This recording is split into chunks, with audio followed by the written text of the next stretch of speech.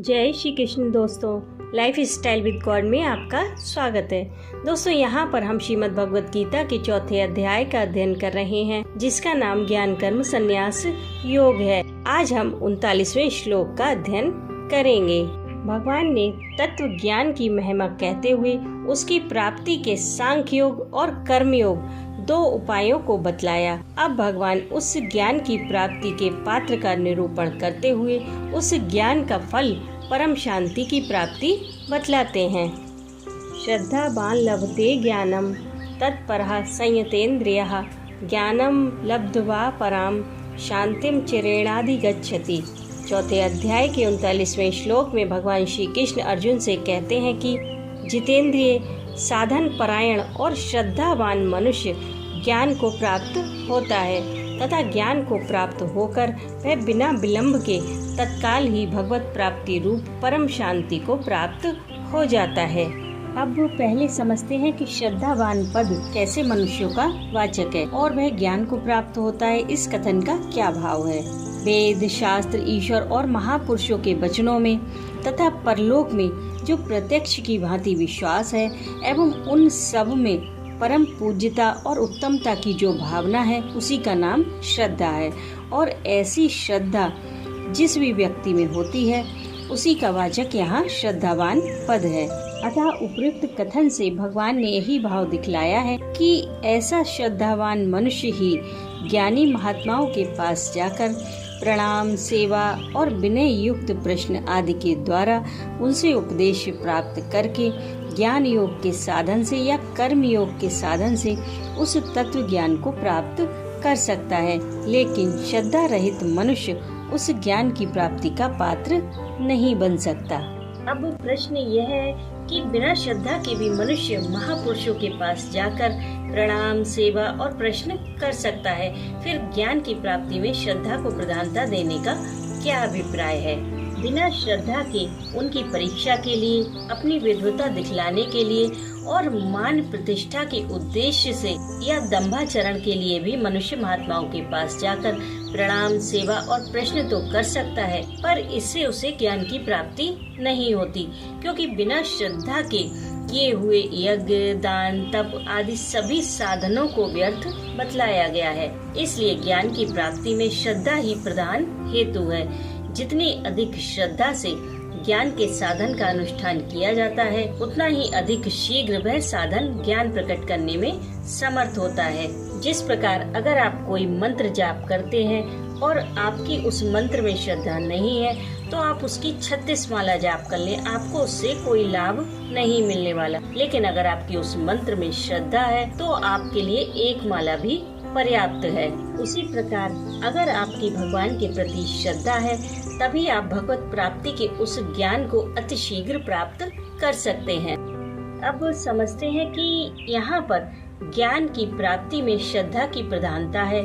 फिर यहाँ पर श्रद्धावान के साथ तत्परा विशेषण देने की क्या आवश्यकता थी? साधन की तत्परता में भी श्रद्धा ही कारण है और तत्परता श्रद्धा की कसौटी है। श्रद्धा की कमी के कारण साधन में अकर्मण्यता और आलस्य आदि का दोष आ जाता है।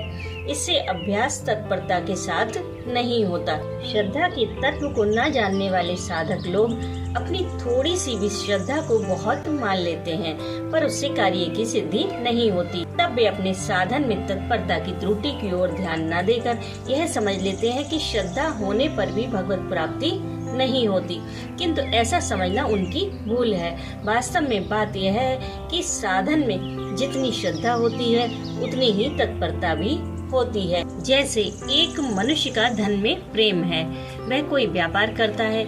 यदि उसको यह विश्वास होता है कि इस व्यापार से मुझे धन मिलेगा, तो वह उस व्यापार में इतना तत्पर हो जाता है कि खाना, पीना, सोना, आराम करना सब कुछ भूल जाता है। यहाँ तक कि शारीरिक क्लेश होने पर भी उसे कष्ट नहीं होता, बल्कि धन की वृद्धि से उसके चित्त में प्रसन्नता ही होती है।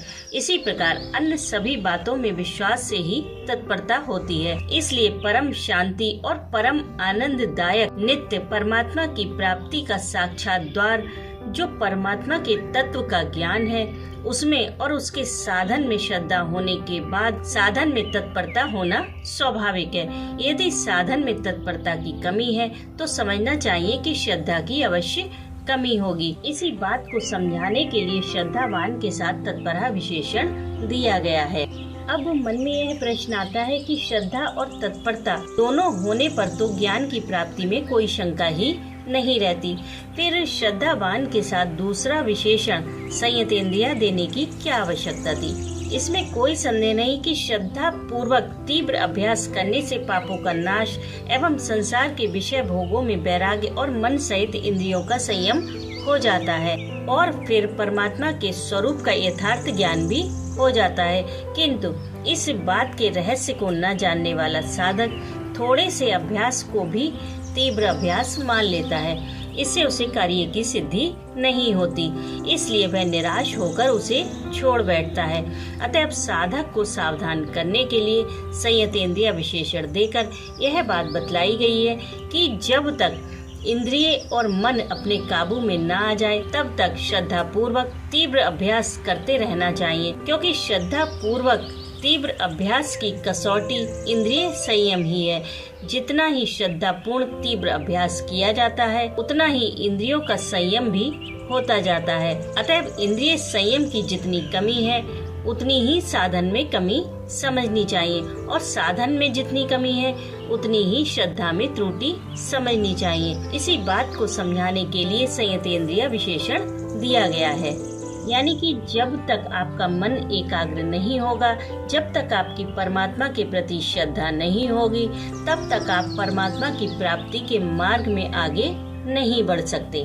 ज्ञान को प्राप्त होकर वह बिना विलंब के तत्काल ही भगवत प्राप्ति रूप परम शांति को प्राप्त हो जाता है।